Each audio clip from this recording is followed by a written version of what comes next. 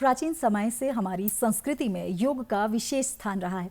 योग मन, आत्मा और शरीर के संतुलन का विज्ञान है और आज न केवल देश बल्कि विदेश में भी योग को एक वैश्विक पहचान मिली है और इस पहचान को दिलाने में एक महत्वपूर्ण योगदान हमारे देश के प्रधानमंत्री नरेंद्र मोदी का है। प्रधानमंत्री ने 2014 में संयुक्त राष्ट्र महासभा में योग दिवस को मनाने का प्रस्ताव रखा और 2015-21 जून को पहली बार योग दिवस को मनाया गया। नमस्कार, कार्यक्रम आज की बात में आपका स्वागत है। मैं हूं आपके साथ प्रियंका गौतम। कार्यक्रम में आज हम बात कर रहे हैं योग की आत्मा से लेकर आत्मबल तक की यात्रा की। दर्शकों, योग हमारी संस्कृति की एक ऐसी जड़ है जो सदियों से चली आ रही है और उसके वृक्ष, उसके फूल बनकर आज हम अपने जीवन को सफल बना रहे हैं, उजागर कर रहे हैं। योग हमारी सांस्कृतिक धरोहर से जुड़ा ज्ञान है। हमारी जड़ों में रचा बसा ये ज्ञान आज पूरे विश्व में अपनाया जा रहा है। पूरे विश्व से लोग योग से जुड़ रहे हैं।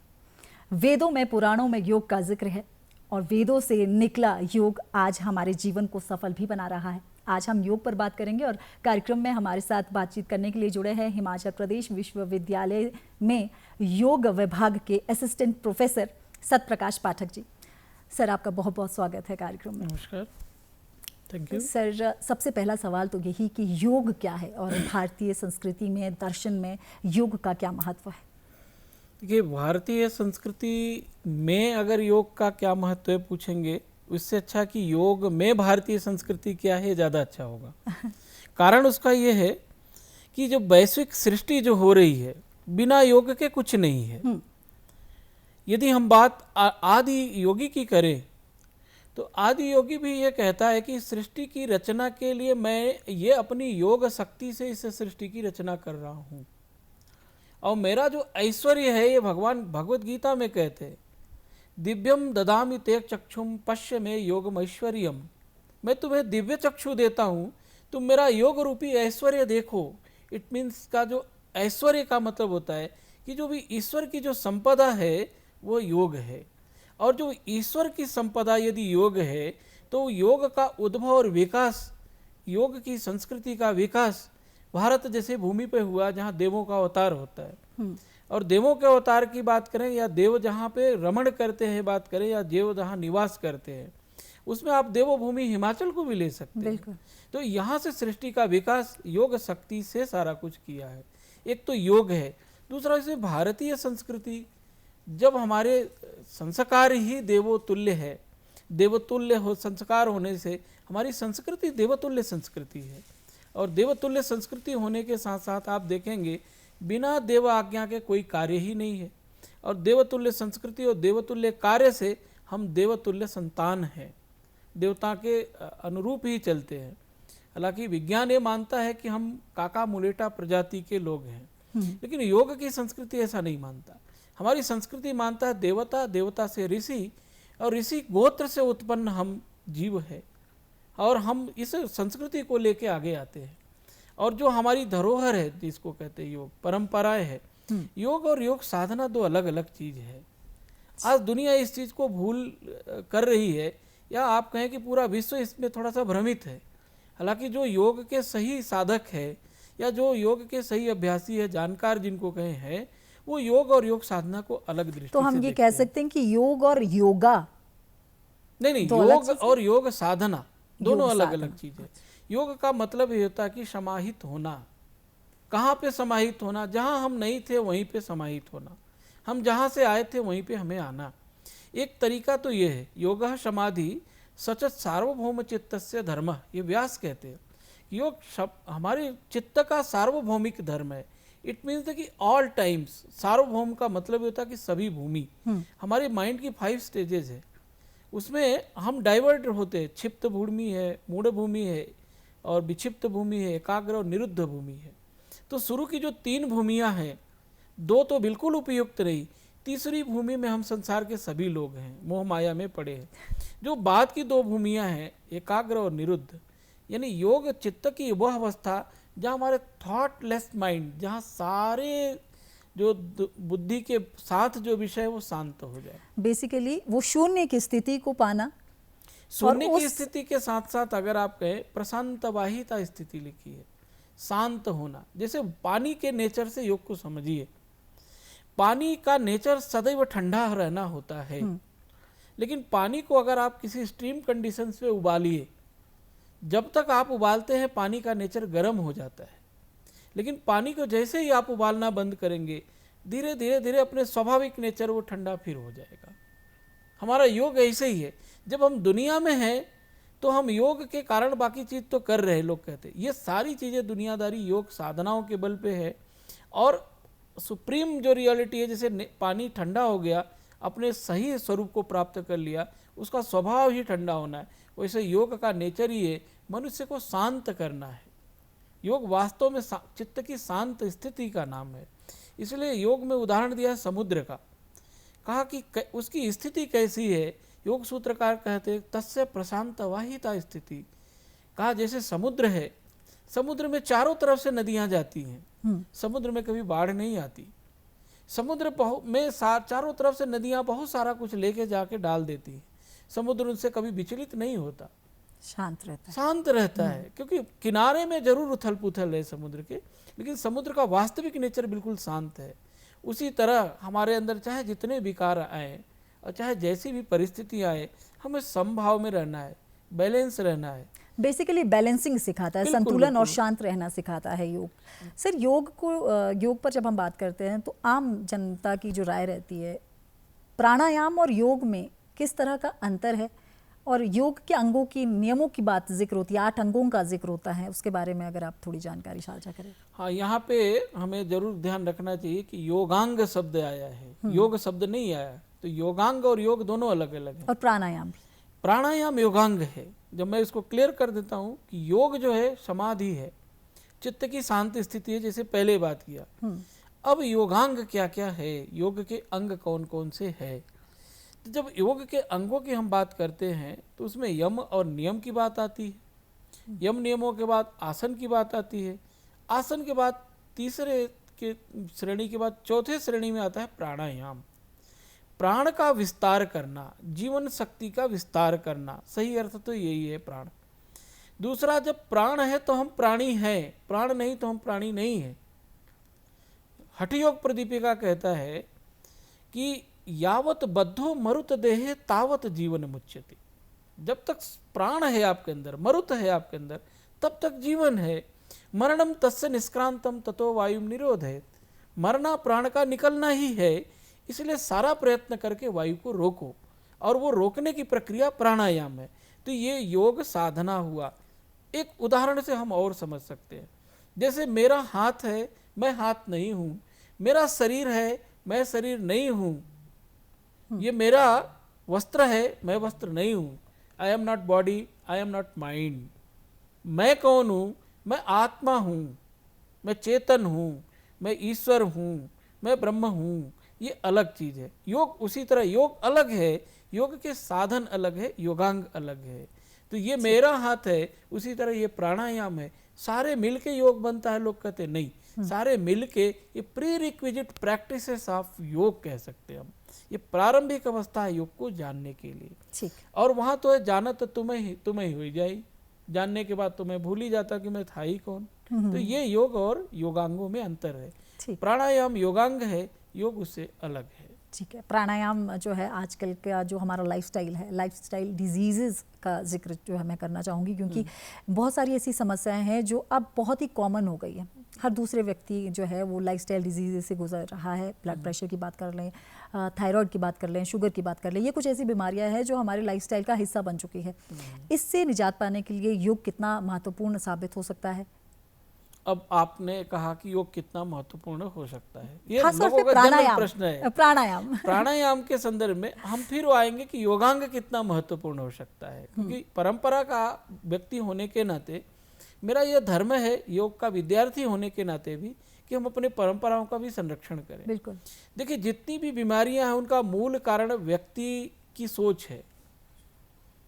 जितना वो वस्तु की तरफ भाग रहा है, वो वस्तु सुरक्षित रहेगी। जितना वो भोजन के लिए तैयार होगा, भोजन उसके लिए सुरक्षित रहेगा। व्यक्ति अपने को महत्व न दे के वस्तु को महत्व दे रहा है, जबकि उल्टा होना चाहिए। हमें अपने आप को महत्व देना है, वस्तु को महत्व नहीं देना है। जीवन के लिए वस्तु आवश्यक है, वस्तु के लिए जीवन आवश्यक नहीं है। इसी प्रक्रिया में अगर आप देखेंगे जो प्राणायाम है वो जीवन का विस्तार कर रहा है। हम हर तरह की समस्याओं में उलझे हैं, हमारी लाइफस्टाइल बिगड़ी है और लाइफस्टाइल के बिगड़ने का एकमात्र कारण हम लेट उठ रहे हैं, बर्डन है, हमें धन के प्रति लोलुपता है, लालच है, इसमें कोई संदेह करने की जरूरत नहीं है। हम जितने में है उतने में भी कार्य कर सकते हैं। मनुष्य को छोड़ के बाकी जीव अपने आप संयमित चल रहे हैं। प्रकृति के अनुकूल वो संतान की उत्पत्ति कर रहे हैं, प्रकृति के अनुकूल वो भोजन भी कर रहे हैं और प्रकृति के अनुकूल वो जीवन भी जी रहे हैं। और हमारा दिनचर्या, ऋतुचर्या, रात्रिचर्या, 3 तरह की चर्याएं हैं। दिनचर्या भी हमारा बिगड़ा है, ऋतुओं के अनुसार भी चर्याएं हमारी बिगड़ी है, रात्रि की चर्या भी बिगड़ी है। हम लेट सो रहे हैं, लेट उठ रहे हैं, लेट खा रहे हैं। तो ये सारी चीज़ें जाके वहाँ पे खराब करते हैं। इसको मैनेज करना है। प्राणायाम एक ऐसी विधा है, वहाँ लिखा है प्राणायाम रुजोहंती। रुजा माने होते व्याधि, व्याधियों को दूर करने के लिए प्राणायाम आवश्यक है। कैसे? कहा प्राणायाम वो क्रिया है इसमें सावधानी बहुत जरूरी है। कहा जैसे एक शेर हाथी को मार सकता है, लेकिन मरे हुए हाथी को खींच के ले जाए तो खुद मर सकता है। तो युक्तम युक्तम त्यजेत वायु युक्तम युक्तम च धारयेत, यानी सही तरीके से श्वास लें और सही तरीके से छोड़ें, अन्यथा हंति साधकम, नहीं तो ये वायु साधक को स्वयं मार देता है। तो इसका तात्पर्य है कि प्राणायाम से ज़्यादा प्राणायाम की सावधानियाँ जरूरी है। प्राणायाम 3 है, रेचक, पूरक और कुंभक। कुंभक भी 2 है, सहित और केवल। सहित का अभ्यास रोगों के लिए है, केवल कुंभक का अभ्यास मुक्ति की तरफ ले जाता है। तो प्राणायाम को नियमित करने का मतलब सबसे उपयुक्त जो प्राणायाम है जीवन के लिए, जैसे आप मोबाइल को एक बार रिचार्ज कर ले 95% या 85 या 80% प्लस, तो आपको पता है कि वो दिन भर हमारा कार्य करता है, वो दिन भर हम उसके साथ काम कर सकते हैं। उसी तरह प्राणायाम में सबसे उपयुक्त प्राणायाम कहा है नाड़ी शुद्धि प्राणायाम। अगर नाड़ी शुद्धि प्राणायाम आप करते हैं तो 2 सहस्राणी प्रति नाड़ीसु तैतिलम, 72,000 नाड़ियों का शोधन हो जाता है। तो प्राण की क्रिया करना चाहिए, प्राणायाम करना चाहिए, खास करके उसमें नाड़ी शोधन करना चाहिए, क्योंकि बिना नाड़ी शुद्धि हुए आप प्राण की कोई भी क्रिया करेंगे तो वो जो उदाहरण आपको दिया कि हाथी को घसीटता हुआ शेर खुद मरता है, वो स्थिति होती है। हमें प्राणायाम का प्रारंभ ही नाड़ी शोधन से करना चाहिए। ठीक है। देश में इस समय जो है योगा को लेकर लोग काफ़ी अवेयर है, आसपास काफ़ी अवेयर, खासतौर पे 2014 के बाद जब 2015 में पहली बार 21 जून को ये दिवस मनाया गया, योग दिवस, तो इसको लेकर अवेयरनेस काफ़ी बढ़ी है। प्रधानमंत्री के नेतृत्व में देश जो है योगा में और पूरे विश्व मंच पर एक अलग पहचान जो है वो बना रहा है। क्या आपको लगता है कि आने वाले समय में देश जो है वो सॉफ्ट पावर बन के योगा के क्षेत्र में खासतौर पर उभरेगा? देखिए, 2 चीज़ें इसमें हमें ज़रूर ध्यान देनी है। ये हमारी अपनी धरोहर है, इसमें कोई संदेह नहीं है, लेकिन हमारी अपनी धरोहर कहने का तात्पर्य इसका उद्भव और विकास भारत में हुआ है, हम कहते हैं।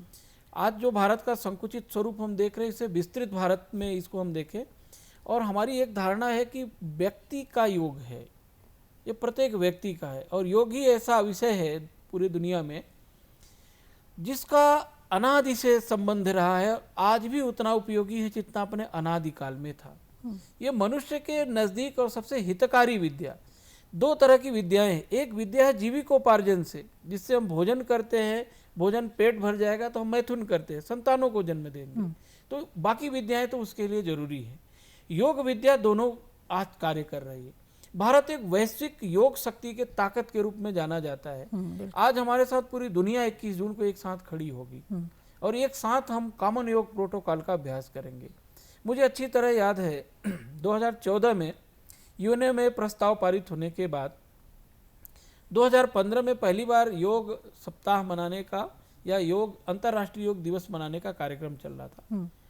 संयोग से उस प्रोटोकॉल का मुझे पार्ट बनना पड़ा, क्योंकि उसकी रीडिजाइनिंग करना था। बहुत सारे एक्सपर्ट उसमें जुड़े थे और उसमें जो बन के वो सामने आया, भारत सरकार का जो प्रयत्न आप कर रहे हैं उसकी बात बताऊं तो उसमें योग शिष्टाचार लिखा गया।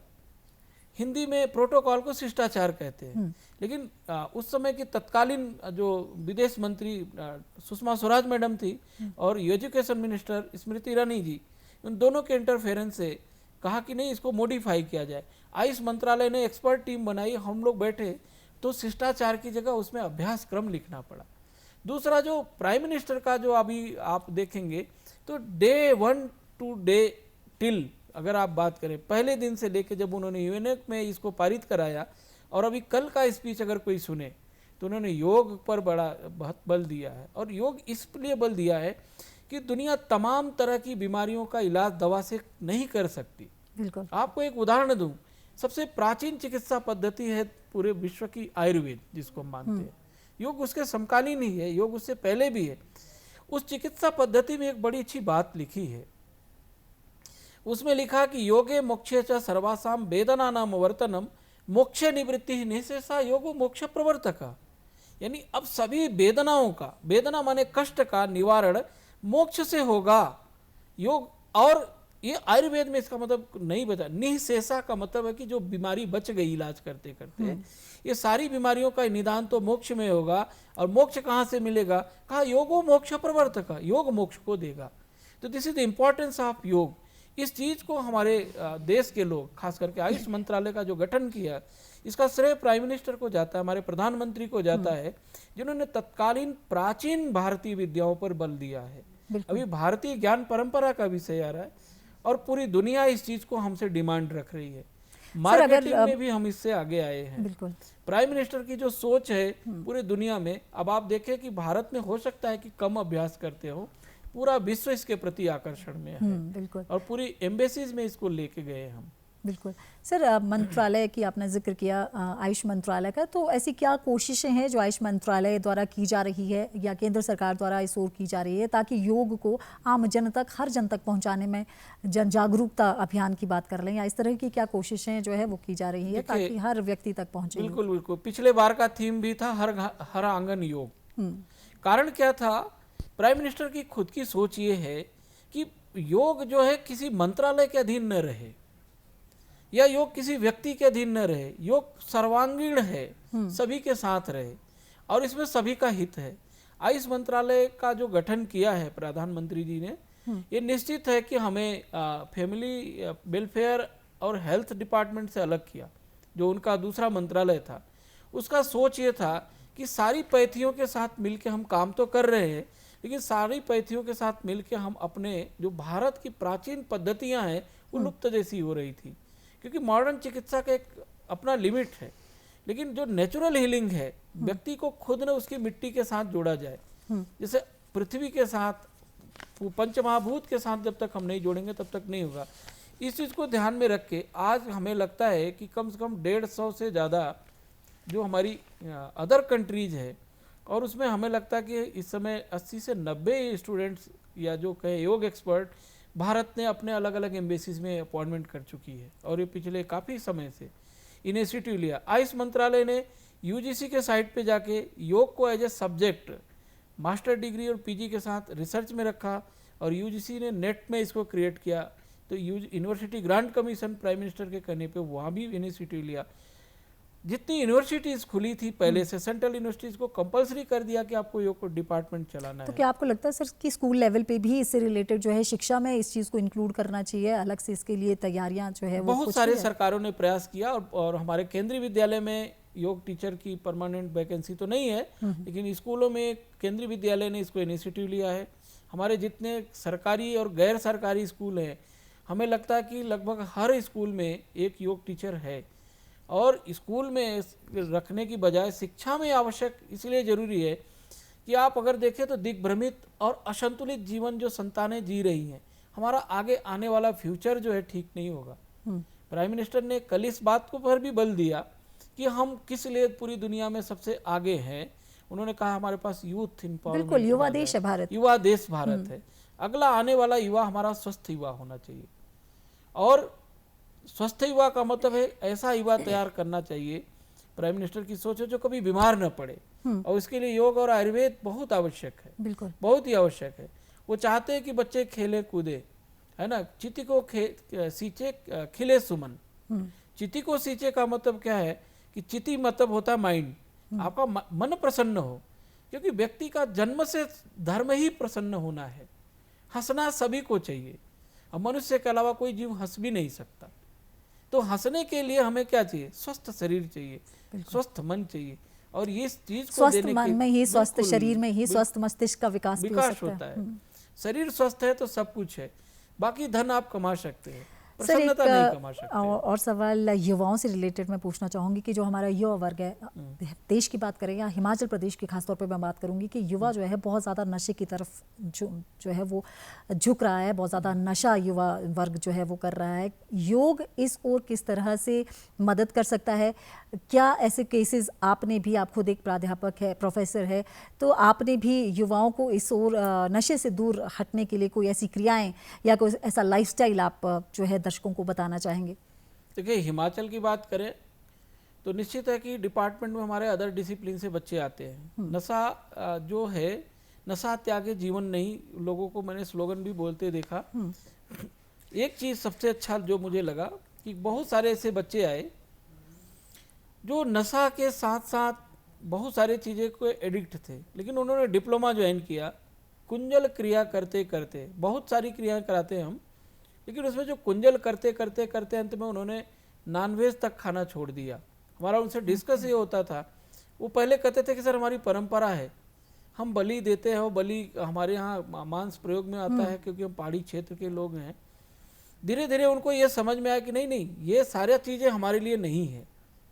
तो नशा को दूर करने के लिए मेरा सरकार से भी एक पहल रहेगी, हिमाचल सरकार से, कि योग शिक्षा को वो स्कूल में कंपलसरी करें, क्योंकि जब उनकी प्रवृत्ति बदलेगी तो वो नशे की तरफ जाएंगे ही नहीं, और इसको किसी भी तरीके से नहीं बदला जा सकता।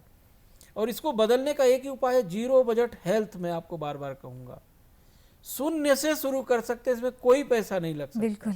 सिर्फ हमें योग को हर स्कूल तक पहुँचाने की ज़रूरत है। उसके लिए हमें योग के टीचर हर स्कूल में रखने की आवश्यकता है।